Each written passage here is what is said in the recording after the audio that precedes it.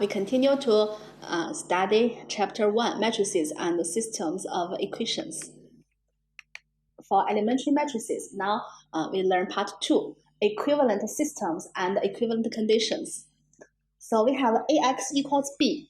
For this system, we can say it is equivalent to UAX equals UB, where U equals the multiplication of EK minus 1 till E1.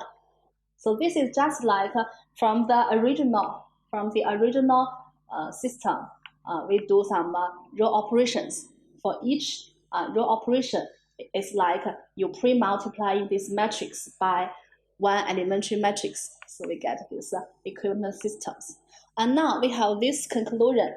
Given an m by n linear system AX equals B, we can obtain an equivalent system by multiplying both sides of the equation by a non-singular m by n matrix, capital M. So this means AX equals B is equivalent to MAX equals MB, as long as M is a non-singular matrix. For this conclusion, in fact, it's easy to prove, right? Because if AX equals B, this means these two vectors, m-dimensional vectors, they are same. If we use one matrix, M, pre-multiplying these two vectors, which is essentially the same vector, of course you will get the same vector, right?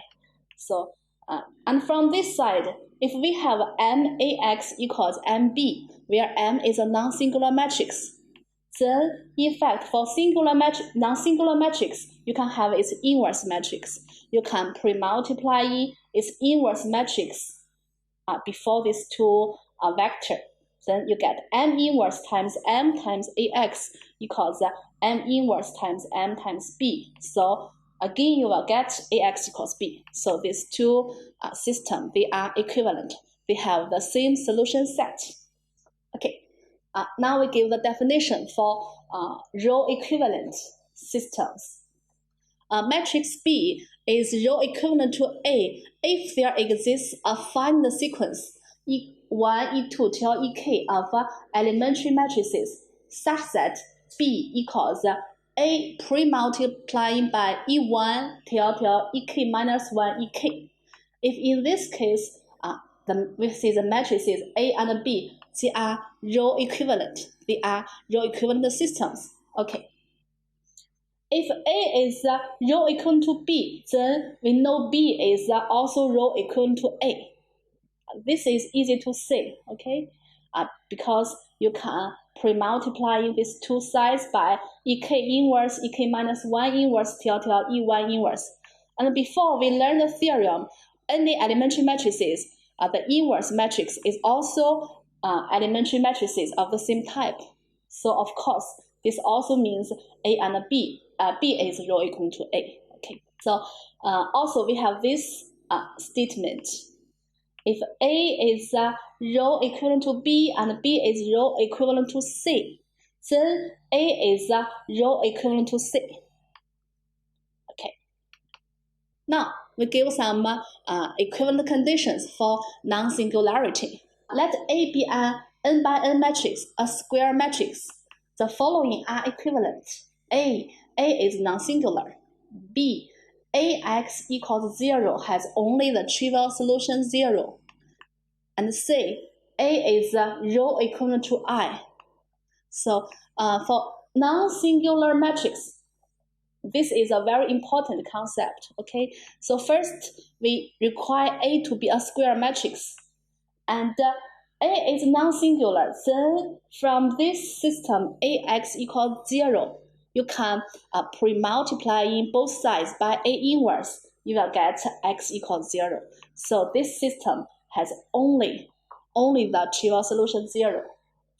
And C, if B to C, if AX equals 0 has only the trivial solution 0, then we know that this system can be reduced to easier one, Ux equals 0, where U is in reduced row echelon form. Before we learn that for any matrix, you can have its row echelon form or even reduced row echelon form.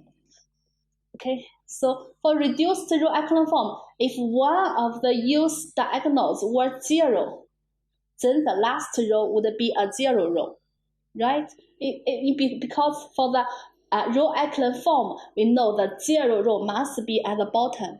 So if used diagonals, there's 1 is 0, then the last row must be the 0 row. But then AX equals 0 would be equivalent to a system with more unknowns than equations. And then we know that there would be a non-trivial solution.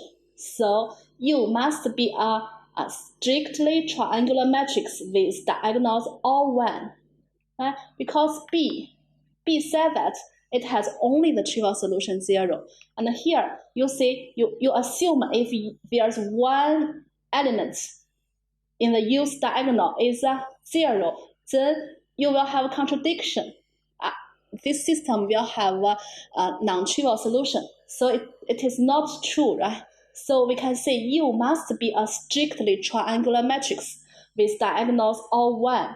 Thus, the identity matrix is a reduced row echelon form of this matrix A, and hence this matrix A is a row equivalent to identity matrix. So we get from B to C.